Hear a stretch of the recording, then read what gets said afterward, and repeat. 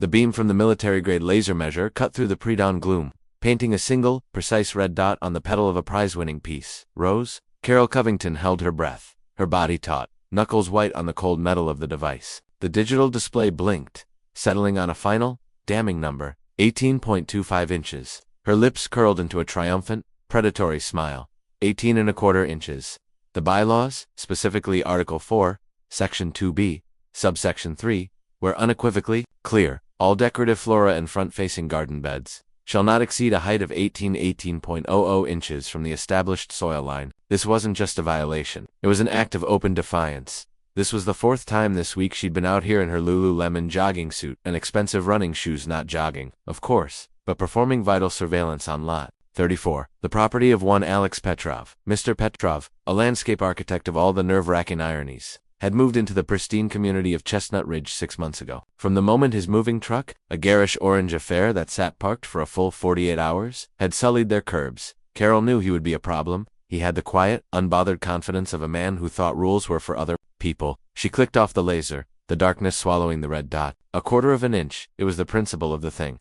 Order was not a suggestion, it was the delicate, invisible architecture holding their perfect suburban utopia together. An architecture her late husband, Robert, had helped design as the HOA's founding president. Upholding his legacy was a sacred trust, and that trust was currently being desecrated by 1/4 inch of floral rebellion. She crept back across her own Duke-kissed lawn, the wet grass seeping into her sneakers. Back inside her immaculate beige-toned home, she sat at her granite kitchen island, the silence broken only by the hum of the Sub-Zero refrigerator. Robert's portrait, stern and mayoral in a gold frame, watched her from the living room wall. "We have to be firm, Carol," he'd always said, his voice a low rumble of authority. "Firmness is fairness. Weakness is a cancer that metastasizes." He was right. She opened her laptop, the screen illuminating her determined face. Her fingers flew across the keyboard, composing the first notice of violation. Her tone was a masterpiece of passive aggression, a finely honed skill she'd perfected over 7 years as HOA president. "Dear Mr. Petrov," it began, "it has come to the attention of the Chestnut Ridge Homeowners Association Architectural Review Committee that the floribunda located on the western quadrant of your front-facing planting bed is currently not in compliance with community bylaws Ref Art 4, Sec. 2, B, Sub. 3. Please rectify this discrepancy within 7 calendar days to avoid further action." She hit send with a satisfying click, picturing the email landing in his inbox like a well-aimed dart. She imagined his face, his smug composure cracking, as he realized he was not, in fact, above the law. For 3 days, there was nothing. The roses remained, shamelessly oversized, their creamy petals mocking her with every gentle breeze. On the 4th day, as Carol was performing her morning perimeter check with a pair of Swarovski binoculars from her bedroom window, she saw him. Alex Petrov was in his yard, but he wasn't pruning the roses. He was installing something new. Her heart hammered against her ribs. He was a tall man, with the lean, capable build of someone who worked outdoors. He moved with an infuriating economy of motion, digging a small hole near his walkway. He then produced a small object wrapped in burlap. With a final patting motion on the surrounding soil, he unwrapped it. Carol gasped, nearly dropping the binoculars. It was a gnome. A grotesque ceramic garden gnome with a pointy red hat, a bulbous nose, and a fishing rod held jauntily over its shoulder. It was kitsch. It was tacky. It was a declaration of war. She scrambled for the bylaws, a leather-bound tome. That was her Bible. There had to be something. Ah, there it was. Article 5, Section 8. Lawn and garden statuary must be of a material and design that contributes to the aesthetic harmony of the community, subject to ARC approval. This thing contributed nothing but visual pollution. Aesthetic? Harmony, she whispered, the words tasting like victory. It was subjective. It was beautifully, wonderfully vague. It was the perfect weapon. By noon, a second, more forceful email was dispatched. This one cited the gnome, the unapproved statuary, the flagrant disregard for the delicate visual tapestry of Chestnut Ridge. The response, when it came an hour later, was so blandly polite it was insulting. "Dear Mrs. Covington," Alex wrote, "thank you for your correspondence. I have reviewed the bylaws you cited regarding the roses. They are a heritage variety and pruning them at this time of year would damage the plant. I'm sure the HOA would not want to be responsible for destroying a resident's property. As for Norman, I believe his aesthetic contributions are a matter of personal taste. Could you please provide the specific, objective criteria the ARC uses to determine aesthetic harmony? I look forward to a productive dialogue. Best, Alex Petrov." Productive dialogue. Norman had named it, the sheer, unmitigated audacity. He was trying to trap her with logic, to use her own rules against her. Carol felt a hot flush of anger creep up her neck. This was exactly what Robert had warned her about. The slow, creeping rot of individualism, of people thinking their personal tastes trumped collective standards. She called an emergency meeting of the HOA board. There were only 2 other active members: Brenda, a mousy treasurer who was terrified of confrontation, and Gary, a retired insurance salesman who served as Carol's sycophantic bulldog. They met in Carol's living room, beneath the watchful gaze of Robert's portrait. "He named it Norman," Carol announced, her voice trembling with suppressed rage. Gary gasped, his jowls quivering.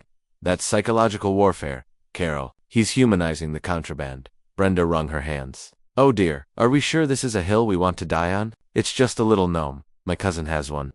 Carol shot her a look that could curdle milk. "Brenda, there are no little infractions. There are only infractions. First, it's a gnome. Then it's a car on blocks. Then it's a 9-foot, inflatable Santa in July. We are the guardians of the dam. This is the first crack." She laid out her plan. They would bypass dialogue. They would proceed directly to issuing fines. $100 a day for the gnome, 50 for the roses. They would let the numbers do the talking. Brenda paled, muttering about legal challenges and reserve funds, but Gary was all in.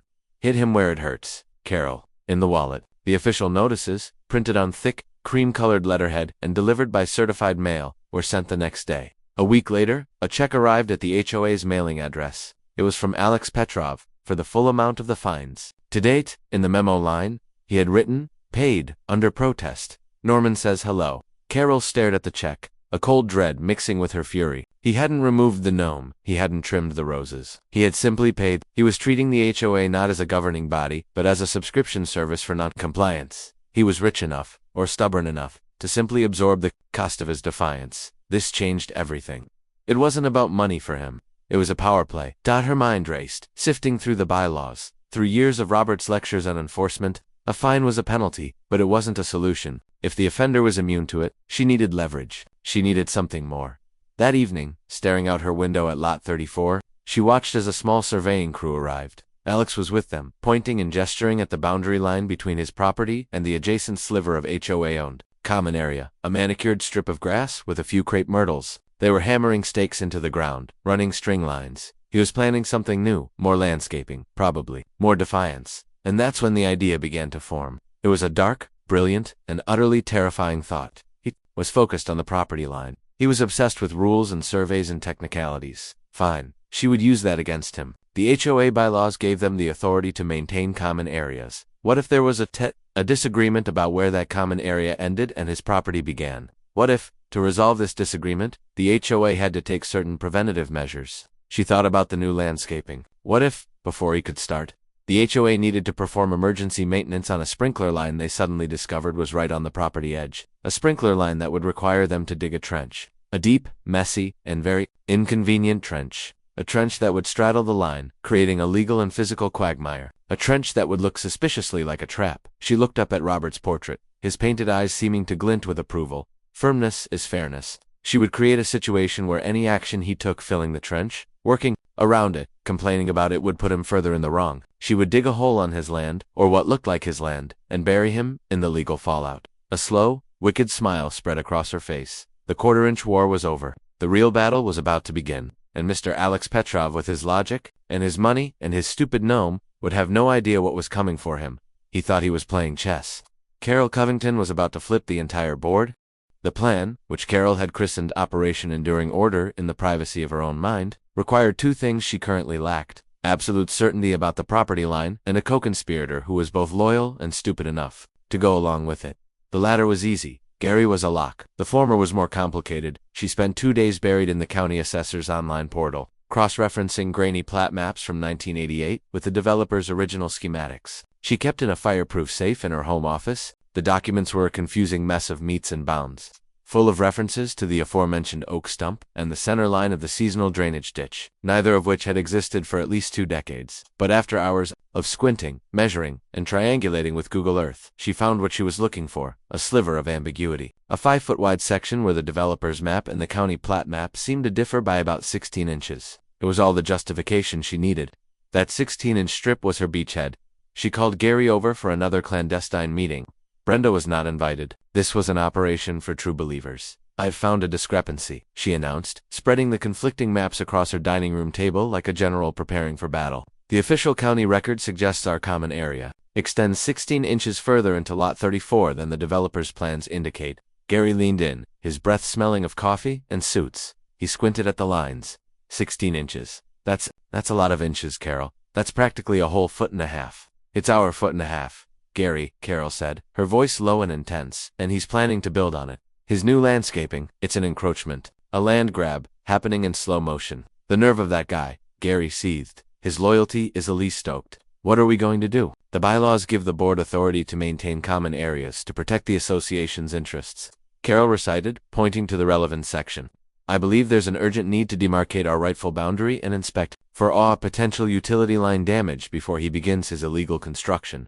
Inspect for damage? Gary asked, confused. We have reason to believe, Carol continued, the lie forming effortlessly on her tongue, that there may be a critical HOA sprinkler feed running right along that disputed line. A line that could be damaged by his dig-in. We have a fiduciary duty to protect that asset. We need to expose it for inspection. Expose it. We need to dig a trench, Gary, she said, finally revealing the core of the plan. A survey and inspection trench, about 2 feet deep, a foot wide, right along our side of the 16-inch line. It will definitively mark our territory and serve the vital purpose of allowing us to inspect our infrastructure. Gary's eyes widened, a flicker of fear momentarily replacing the blind devotion. Dig a trench. Us. At night. It has to be at night, Carol insisted. We can't risk him confronting us. This needs to be a fait accompli. He wakes up. The trench is there. It's HOA business. Conducted on HOA time. If he touches it, if he fills it in, he's tampering with an official HOA maintenance project and destroying association property. He'll be trapped. Checkmate. The genius of it, she explained, was its legal defensibility, or so she believed. They weren't just digging a random hole. They were performing emergency maintenance. It was a beautiful, bureaucratic shield for an act of pure aggression. Gary, after a moment's hesitation, was completely sold.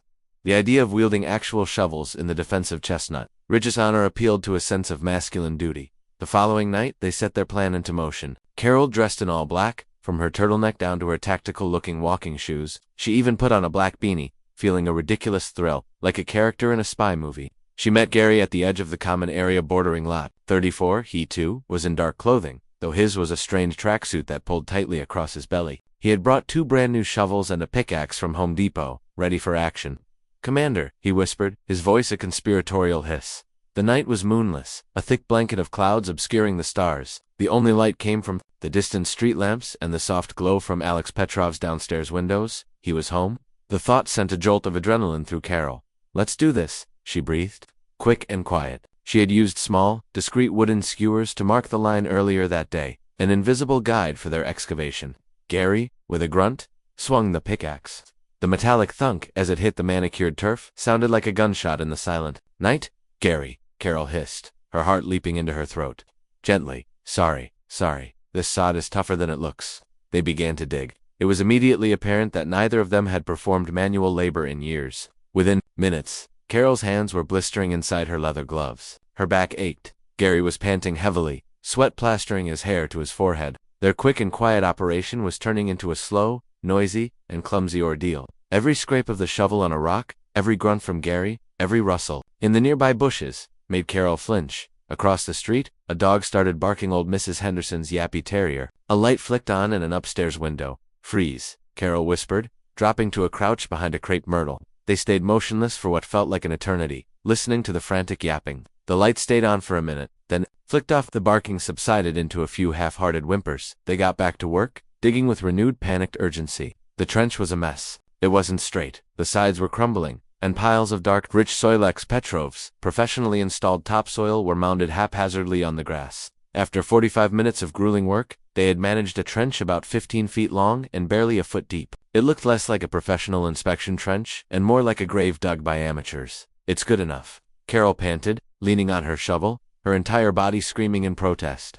It makes the point. Suddenly, the sliding glass door on Alex's back patio slid open. A rectangle of warm light spilled onto his lawn. Carol and Gary threw themselves to the ground, their hearts pounding in unison. They heard footsteps. Alex Petrov walked out onto his patio, stretching his arms over his head. He stood there for a moment, silhouetted against the light, seeming to gaze up at the night sky. He was less than 50 feet away. Carol held her breath, convinced he would hear the frantic thumping of her heart. After a moment, he went back inside, sliding the door shut. The light clicked off. Let's go. Now, Carol whispered, her voice shaking. They gathered their tools and scurried away into the darkness like a pair of arthritic raccoons, leaving behind their mangled creation. Back in the sterile safety of her kitchen, Carol's adrenaline began to subside, replaced by a wave of triumphant exhaustion. They had done it. They had drawn a line in the dirt, literally. She imagined Alex's face in the morning. His confusion, his outrage, his powerlessness. He would call her, sputtering with anger, and she would be ready with her calm, bureaucratic explanation about sprinkler lines and fiduciary duties. The next morning, she was up before sunrise, binoculars in hand. She watched as Alex came out to get his morning paper. He walked down his driveway, picked it up, and started back. Then he stopped. He had seen it. He stood perfectly still for a full minute, looking at the crude ditch and the piles of earth on his lawn. Carol leaned forward, waiting for the explosion, but it never came. He didn't shout. He didn't run over to inspect it. He simply tilted his head, a curious analytical expression on his face. Then he went back inside. An hour later, he emerged again. Carol's moment of triumph had finally arrived. He was holding his phone, probably to call her and yell, but he didn't. Instead, he walked calmly to the trench. He didn't touch it, he photographed it. From every conceivable angle, he took wide shots, close-ups, pictures of the dirt on the grass, the torn sod. Then he went back inside again. Carol's triumph began to curdle into unease. This was not the reaction she had predicted. Her script required him to be angry and irrational. This calm, methodical documentation was unsettling. By midday, the other shoe dropped. Alex came out a third time. He was carrying a roll of bright yellow caution tape and a few small wooden stakes. With the precision of a surgeon, he staked off the entire area around the trench. He wrapped the caution tape around the stakes, creating a neat, official-looking perimeter. Finally, he hammered one last stake into the ground at the head of the trench. To it, he affixed a small, professionally printed, laminated sign. Carol zoomed in with her binoculars, her blood running cold as she read the words. Unauthorized excavation, property damage, under investigation, please keep CLAR. And then came the master stroke, the final soul-crushing move. He walked over to the corner of his house, the one with a clear view of the trench, and mounted something just below the eaves of his roof. It was a small, sleek, dark gray box with a gleaming lens, a high-definition security camera. It was aimed directly at her handiwork. Carol lowered her binoculars, a wave of nausea washing over her. Her brilliant trap had ensnared him. He had refused to step in it. Instead, he had cordoned it off, labeled it for what it was, and placed it under 24/7's surveillance. The trench was no longer a symbol of HOA authority. It was a crime. The unblinking eye of the security camera became the new sun in Carol Covington's universe. It was the first thing she looked for in the morning and the last thing she checked at night. A malevolent cyclops guarding the monument to her folly. The yellow caution tape fluttered mockingly in the breeze. Norman the gnome, from his perch by the walkway, seemed to be fishing directly into the trench, his painted-on smile an infuriating smirk. Alex Petrov had not just neutralized her attack, he had turned it into a public art installation celebrating her failure. For a week, a tense silence hung over Chestnut Ridge. No angry calls, no sputtering emails, just the quiet, methodical documentation. Carol saw him out there twice more, not with a shovel, but with a clipboard, making notes. The waiting was worse than any confrontation. It allowed her imagination to run wild. Picturing the legal storm he was undoubtedly brewing. The storm broke on a Tuesday morning in the form of a thick, intimating envelope delivered by a courier who required her signature. The return address was for a prestigious downtown law firm, Sloan, Cardenas, and Howe. Her hands trembled slightly as she sliced it open with a silver letter opener. A gift from Robert. The letter was a masterpiece of controlled, legal fury. It was addressed to her, in her capacity as president of the Chestnut Ridge HOA. It began by formally identifying Alex Petrov as their client. It went on to state, with chilling precision, the events of the past few weeks from his perspective. It mentioned the violation notices for the roses, the unapproved statuary, and the subsequent fines, which he had paid under duress to avoid further harassment. Then it got to the trench. The letter stated that on or about the night of date, an unknown party or parties had illegally entered his private property, Lot 34, and committed an act of felony vandalism by excavating a trench approximately 50 feet in length, causing significant damage to his custom-installed lawn, topsoil, and underlying irrigation system. The term inspection trench was never used. It was called the vandalism.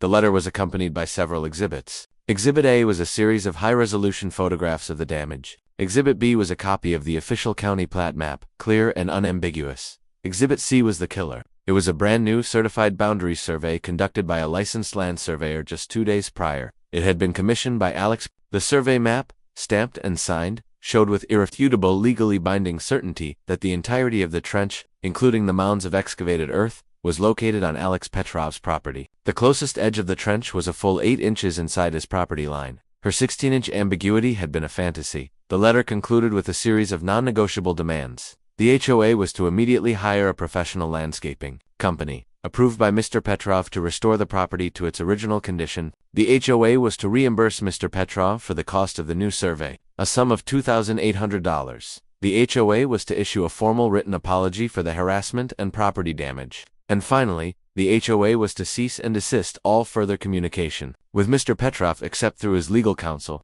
They were given 10 business days to comply, after which Mr. Petrov would pursue all available legal and criminal remedies. Carol sank into a chair at her dining room table. The letter spread out before her. Panic, cold and sharp, pierced through her armor of self-righteousness. He had her cold.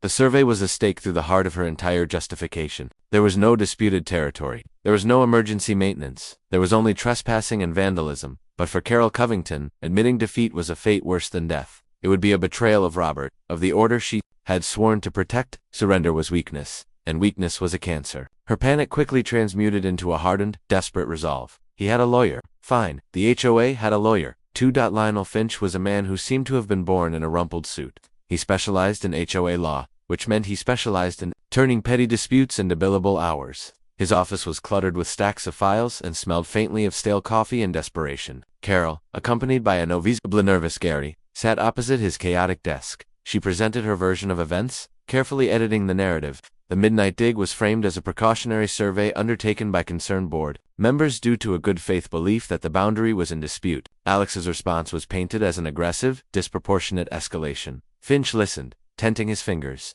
He had the weary eyes of a man who had seen this exact brand of suburban madness 100 times before. A good faith belief, he repeated, tasting the words. And what was this belief based on, Mrs. Covington? Discrepancies in the old plat maps, Carol said, glossing over the weakness of her evidence. And you have documentation of this research, memos to the board, a vote to authorize this precautionary survey? Finch asked, his pen tapping on a legal pad. Carol's face tightened. It was an emergency situation. We acted on our authority as board members to protect the association's assets. And who exactly were the concerned board members who performed this survey at night? Finch pressed. Gary shifted uncomfortably in his chair. Carol shot him a warning look. That's privileged board information, she said stiffly. Finch let out a long, slow sigh. Mrs. Covington, let's be blunt. You received a letter from Sloan Cardenas and Howe. They don't take cases unless they're slam dunks. Their client has a brand new certified survey. We have your interpretation of a 30-year-old map. He's calling it vandalism. A judge is likely to agree. The smart play here is to cut our losses, apologize, pay for the lawn, and make this go away. Absolutely not. Carol snapped, her voice rising. We will not be bullied. This man has flaunted our rules from day one. This is a targeted campaign of harassment against the HOA, the gnome, the roses, and now this frivolous legal threat. He is trying to dismantle the authority of this board. We must fight back. A faint smile touched Finch's lips. This was the music of billable hours. Fight back, he said. Okay, we can fight back.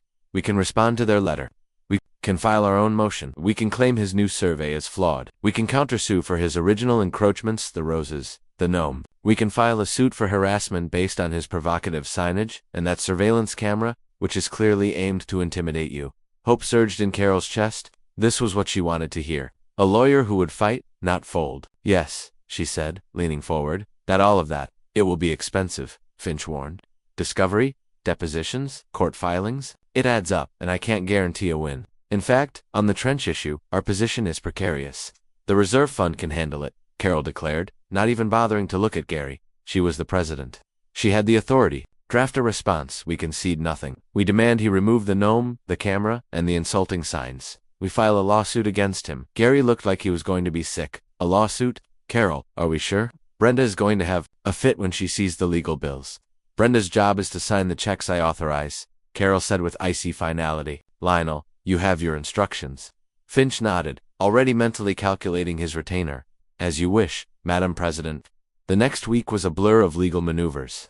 Finch's response letter was a work of art in its own right, a masterpiece of obfuscation and counteraccusation. It called Alex's survey self-serving and unverified and his client's actions a pattern of escalating aggression. 2 days later, as promised, the Chestnut Ridge HOA officially filed a lawsuit against Alex Petrov in county court, seeking damages for his bylaw violations. and an injunction to force the removal of the gnome and the camera. The news of the lawsuit spread through the neighborhood like wildfire. The community's private Nextdoor page, once a sleepy forum for lost cats and plumber recommendations, erupted into a digital civil war. Finally, one post read, "Carol is standing up to that guy who thinks the rules don't apply to him. Hashtag Team Carol, but the tide of opinion seemed to be against her. Are you kidding me?" Another resident posted. "The HOA dug a hole in his yard and now they're suing him. I just checked the county website. His survey is public record. The HOA is 100% in the wrong. This is an insane waste of our dues." A picture of the trench, with Norman fishing into it, was posted and went viral within the community. It became a meme. Someone photoshopped Carol's face onto a stormtrooper from Star Wars, with the caption, "The Empire digs back." The pressure was immense, but Carol refused to bend. She saw herself as a martyr for the cause of order, standing firm against a tide of anarchy. She called a full community meeting to clarify the board's position. She stood before her neighbors in the community clubhouse, her voice ringing with conviction, and painted a picture of a board under siege, defending their shared property values from a rogue homeowner. It was then that Brenda, the timid treasurer, finally found her voice. She stood up from her seat at the board table, her hands shaking as she held a piece of paper. "I cannot be a party to this. Carol," she said, her voice small but clear in the stunned silence, "I have reviewed the survey and our lawyers' own assessment. Our case is baseless. This lawsuit is a malicious use of our community's funds, and I believe it exposes every homeowner here to significant financial liability." The deposition left Carol in a state of freefall. The aftermath was a silent, terrifying descent. Finch was grim on the car ride back to her house. "They have everything they need, Carol," he'd said, his voice devoid of its usual mercenary cheer. "Cardenas is going to file for summary judgment. He'll win. The only question now is how much this is going to cost the HOA." But Carol was beginning to understand that the financial cost was the least of her worries. The pointed questions, from Cardenas about trespassing, about the clandestine nature of the dig, about her order to delete evidence, they weren't just for the civil case. They were laying the groundwork for something else. A week later, that something else arrived. It wasn't a courier with a legal brief. It was a navy blue Ford Crown Victoria that pulled up to her curb. Two people got out. A man in a tired sports coat and a younger woman in a sensible pantsuit. They didn't look like lawyers. They walked up her pristine walkway, right past the spot where Alex Petrov's gnome had once stood as a silent sentinel of defiance, and knocked on her front door. Carol's heart seized. She opened the door a crack, her hand trembling on the knob. "Mrs. Carol Covington?" the man asked. He had the patient, observant eyes of someone who listens for a living. He flashed a badge. "I'm Detective Miller with the County Sheriff's Department. This is Detective Sanchez. We'd like to ask you a few questions about a complaint we've received. May we come in?" "Detective complaint." The words echoed in the cavernous space where her confidence used to be. Alex Petrov had done it. He'd followed through on his threat to pursue criminal remedies. She let them in, her body moving on autopilot. They sat on her perfectly arranged living room sofa, refusing her offer of coffee. Robert's portrait stared down at the scene, his stern expression now looking less like approval and more like judgment. "We've received a complaint from a Mr. Alex Petrov," Detective Miller began, getting straight to the point. "He alleges that his property was trespassed upon and vandalized on the night of date. He also provided us with a transcript of a deposition you gave last week in a related civil matter. We just have a few things we need to clarify." Carol's mind was a frantic scramble. "Call Finch," a voice screamed in her head, but she didn't. In a moment of profound arrogance, she still believed she could control the narrative, that she could outsmart them with her sophisticated vocabulary and presidential demeanor. "As I explained in the deposition," she began, her voice tight, "it was a misunderstanding regarding a property line. The HOA board was conducting necessary maintenance." Detective Sanchez, who had been silent until now, spoke up. "Your own text messages, which we also have, instructed your associate to delete the conversation. That doesn't sound like standard procedure for necessary maintenance, Mrs. Covington. That sounds like consciousness of guilt." "I am the president of the Homeowners Association," Carol said, trying to summon an air of authority that she no longer felt. "We have a right to protect the community's assets. You don't have a right to trespass on private property and cause what a landscaping firm has estimated to be over $5,000 in damages," Detective Miller said calmly. "In this state, property damage over $1,000 can be charged as a felony." Felonia. The word sucked the air from the room. This was no longer about fines and bylaws. This was about jail time. The reality of her situation hit her with the force of a physical blow.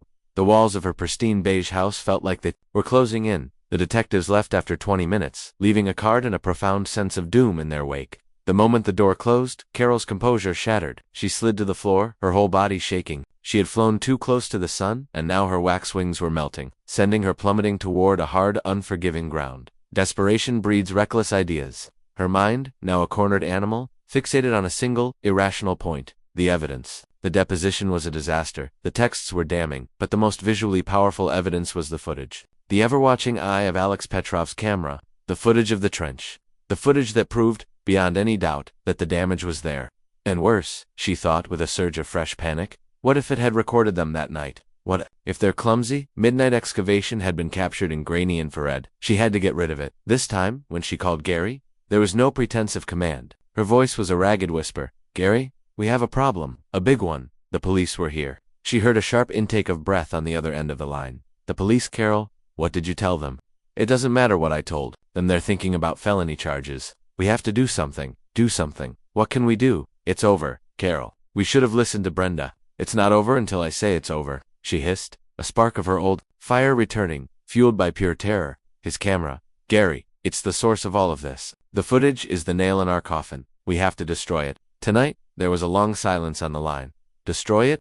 Carol, that's another crime. That's tampering with evidence." "It's only evidence if they have it," she shot back, her logic twisted by panic. "If the camera is gone, and the recording system is gone, it's his word against ours. We can say he dug the trench himself to frame us." The sheer insanity of the suggestion hung in the air. It was a lie built on a lie, a crime to cover up a crime. It was her point of no return.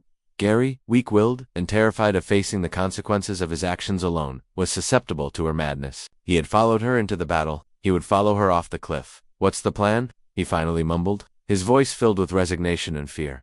The plan was even more pathetic than their first nocturnal mission. They would cut the power to Alex's house from the exterior breaker box, hoping to disable the entire system. Then, under the cover of the blackout, Gary would climb a ladder and physically rip the camera from the wall. Just after 2 a.m. they met again in the shadows of the crepe myrtles. The neighborhood was a tomb. Carol's hands were shaking so badly she could barely grip the flashlight. Gary, pale and sweating in the cool night air, carried a rickety aluminum stepladder. They crept to the side of Alex's house where the utility boxers were mounted. Carol fumbled with the latch on the breaker box, her heart pounding a frantic rhythm against her ribs. She pulled the main switch. The soft glow from Alex's windows, his security lights, everything went dark. A profound, unnatural silence fell. "Okay, go," she urged Gary in a harsh whisper. Gary positioned the wobbly ladder beneath the camera. He scrambled up, reaching for the device. He pulled at it. It didn't budge. Alex, a man who did things properly, had mounted it securely into the wall studs. Gary braced his foot against the house and yanked with all his might. There was a sound of splintering wood and tearing siding, and the camera came free in his hand, a tangle of wires hanging from its base. They had done it. They had the camera. A wave of triumphant relief washed over Carol, but their victory was short-lived. As Gary started back down the ladder, a brilliant flood of light erupted from the corner of the house, and another from a tree in the yard. They were bathed in the blinding glare of motion-activated security lights. Carol screamed, shielding her eyes. A calm, amplified voice suddenly boomed through the night. "Mrs. Covington, Mr. Miller, this is Alex Pet. Your actions are being recorded on a secondary, battery-powered, cloud-based system. The police have already been dispatched. Please remain where you are." They were frozen in the spotlight, like terrified animals. Gary dropped the camera, which clattered onto the concrete below. Carol looked up and saw Ita's second, smaller, more discreet camera she had never noticed, nestled in the branches of an oak tree, its little red recording light glowing like a demon's eye. He had been one step ahead of them the entire time. He had anticipated their desperation. The distant wail of a siren began to cut through the night, growing steadily closer. Red and blue lights began to flash at the end of the street, painting the pristine houses in garish, pulsating colors. Neighbors' lights flicked on. Faces appeared in windows, peering out at the drama unfolding on Lot 3-4. This was it. The final, ignominious end. There would be no more lies, no more legal maneuvering, no more appeals to a twisted sense of order. There was only the sound of the approaching siren and the cold, hard glare of the floodlights. A police car screeched to a halt. In front of the house, 2 officers got out, their expressions grim. One of them looked at Carol, her face a mask of horror, and then at Gary, who seemed to have shrunk into himself. "Ma'am, sir," the officer said, his voice leaving no room for argument. "Please put your hands behind your backs." The cold, metallic click of the handcuffs around her wrists was the loudest sound Carol had ever heard. As they led her to the squad car, she saw him. Alex Petrov standing on his front porch, not in a blazer, but in a simple t-shirt and pajama pants, watching the scene with an expression of profound, undeniable sorrow. She had dug a trap to bury him in legal trouble. And now, as the door of the police car slammed shut, she realized she was the one who was in jail. Brenda's dramatic resignation was a cannonball through the hull of Carol's command. The community meeting devolved into a shouting match, with residents demanding to see the legal bills and questioning Carol's unilateral decision to sue. Carol, flanked by the sweating and ineffectual Gary, managed to gavel the meeting to a close. But the damage was done. Her authority, once absolute, was now fractured. She was no longer just fighting Alex Petrov, she was fighting a growing insurgency within her own kingdom. The lawsuit churned forward, a mindless machine fueled by Lionel Finch's billable hours. The first phase was discovery. A legal term that Carol soon learned was a euphemism for mutual annihilation by paperwork. Alex's lawyers from Sloan Cardenas and Howe were sharks. They sent over a request for production of documents that was breathtaking in its scope. They wanted everything. Every email, every text message, every note, every meeting minute related to Alex Petrov, the gnome, the roses, and the trench. Dating back 6 months, Carol stared at the request, a pit of ice forming in her stomach. She thought of the frantic, late-night text messages between her and Gary. Carol, we have to do this tonight. The moon is dark. Gary, okay, I'll bring the pickaxe. My back is already killing me just thinking about it. Hashtag making chestnutridge great again. Carol, this is not a joke. Gary, delete this conversation when we are done. She had never followed up to make sure he had. She scrolled through her own phone, her thumb hovering over the delete button. The urge was overwhelming, to erase the digital trail, to wipe the slate clean. She called Finch in a panic. Lionel, they want our text messages. Can they do that? Finch's voice was weary. They can, and they did. And Carol, I am going to give you the most important piece of legal advice you will ever receive. Do not, under any circumstances, delete, alter, or destroy a single one of those messages. That is called spoliation of evidence. It is a crime. It is also something that will cause us to lose this case instantly and incur sanctions from the judge. Do you understand me? But they're incriminating, she whispered. Then they're incriminating, Finch said flatly. The time to think about that was before you hit send. Gather everything. We have 30 days to comply. The process was a nightmare. Carol and a reluctant Gary spent an entire weekend holed up in her living room, printing out streams of emails and text messages. Reading them now, stripped of their righteous, late-night fury, they seemed unhinged. Her own words accused her. He is mocking us. We must make a definitive statement. The trench will be our checkmate. It read like the manifesto of a petty tyrant. For the first time, a sliver of doubt, sharp and terrifying, pierced her conviction. Was this how others saw her? The personal toll was mounting. Sleep became a luxury. Her nights filled with anxious dreams of yawning trenches and gavel judges. Her immaculate home began to show signs of neglect. A thin layer of dust on the credenza, mail piling up on the counter. She'd find herself standing in front of Robert's portrait, arguing with him in her head. You told me to be firm, Robert. You told me this was the way. But the painted eyes just stared back, offering no answers. She was utterly, terrifyingly alone. Then came the notice for her deposition. She was to appear at the offices of Sloan, Cardenas, and how to be questioned, under oath, by Alex Petrov's lead attorney, a man named Benjamin Cardenas. It's routine, Finch assured her in their prep session, though he didn't sound convinced. Just stick to the facts. Be calm. Don't volunteer information. Answer only the question that is asked. We've been over our narrative. It was a good faith survey based on map discrepancies. Stick to it. The day of the deposition, Carol, dressed in what she considered her most formidable outfit, a steel gray suit with a severe cut and a silk blouse buttoned all the way to the top. She walked into the gleaming glass-walled conference room and felt a tremor of intimidation. It was a world away from her cozy clubhouse. Benjamin Cardenas was the polar opposite of Lionel Finch. He was sharp, impeccably dressed, with a calm, almost gentle demeanor that seemed far more dangerous than any overt aggression. Alex Petrov was there, sitting next to him, looking impassive. In a simple blazer, a court reporter was setting up her stenography machine. The deposition began, easily enough. Name, address, position, on the HOA board. Cardenas lulled her into a false sense of security with basic questions about the HOA's structure and bylaws. Then, he calmly pivoted. Double quotes. Mrs. Covington, let's talk about the gnome. You issued a violation notice for it, correct? Yes? It did not contribute to the aesthetic harmony of the community. And what objective criteria does the board use to determine aesthetic harmony? Cardenas asked, his voice mild. It was the same question Alex had asked in his email. It is a judgment made by the Architectural Review Committee, Carol said stiffly. Which is composed of whom? Myself and Mr. Miller, she said, nodding toward Gary. So, aesthetic harmony is whatever you and Mr. Miller decide it is on any given day. Finch cleared his throat. Objection? Argumentative. I'll rephrase, Cardenas said smoothly. Is there a written rubric or checklist for determining aesthetic harmony that you could provide us with? No, Carol admitted. Moved on to the fines, then to the letter from his firm. Then he arrived at the main event. Double quotes. Mrs. Covington, let's discuss the night of date. You're aware that a trench was dug on my client's property that night, are you not? I am aware that the board conducted a precautionary survey on what was believed to be a disputed property line, she recited, her voice a monotone. See? And you were personally involved in this survey. Carol's heart hammered. As president of the board, I oversee all such operations. That's not what I asked, Cardenas said, his gentle tone hardening ever so slightly. Were you physically present during the excavation on the night of date? Carol looked at Finch, who gave a slight, almost imperceptible nod.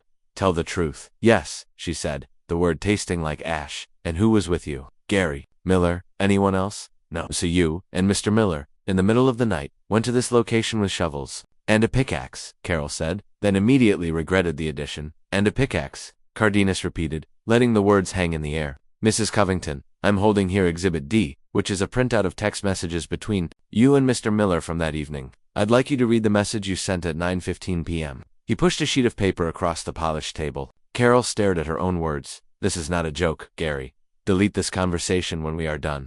Could you read that for the record, please? Cardenas asked. Carol's throat was dry. She licked her lips. It says, this is not a joke, Gary. Delete this conversation when we are done. Thank you, Mrs. Covington. If you were conducting an official good faith survey on behalf of the Chestnut Ridge Homeowners Association, why did you instruct Mr. Miller to delete the record of your conversation about it? The room was silent except for the clicking of the court reporter's keys. Carol's mind went blank. The narrative Finch had so carefully constructed had just been blown to pieces by her own words. I don't recall my specific reasoning, she stammered. You don't recall? This was only a few months ago. You're the president of a community organization, conducting what you claim is official business, and you instruct your collaborator to destroy the evidence of your communication. And you want this body to believe you were acting in good faith. Cardenas's voice was no longer gentle. It was cold, hard steel. Objection, Finch said weakly. Counsel is badgering the witness. The witness is being evasive, Cardenas countered without looking at him. He turned back to Carol. Her carefully composed facade was crumbling. Move on, Cardenas said. The certified survey, commissioned by my client, shows your trench was dug entirely on his property. Do you dispute the findings of this professional, licensed surveyor? Our position is that the survey may be flawed. Carol parroted Finch's earlier words. On what basis? Have you commissioned your own survey to refute it? No, so you have no evidence to contradict it, other than your own interpretation. Of a 1988 map, the maps were ambiguous, she insisted, her voice getting shrill. Mrs. Covington, Cardenas said, leaning forward slightly, his eyes locked onto hers. I'll ask you one final question, and I want you to think very carefully before you answer, as you are under oath. Who gave you and Mr. Miller permission to enter Mr. Petrov's private property and excavate a trench with shovels and a pickaxe in the middle of the night? The question was a spear. It shot through all the lies, all the justifications, all the bureaucratic nonsense. It pinned her to the wall. She looked at Alex Petrov, who was watching her, his expression not of triumph, but of a quiet, weary sadness. She looked at Finch, who was staring down at his legal pad, unable to meet her gaze. She looked at the court reporter, whose fingers hovered over the keys, waiting. The truth was simple. No one had given her permission. She opened her mouth, but no sound came out. The entire weight of her decisions, the gnome, the fines, the trench, the lawsuit crashed down on her at once. The deposition was a disaster. She had perjured herself by feigning ignorance. Her lies had been exposed by her own words, and her entire case had been reduced to rubble. She had walked into the room as the powerful president of the Chestnut Ridge HOA. She would walk out as a liar, a trespasser, and a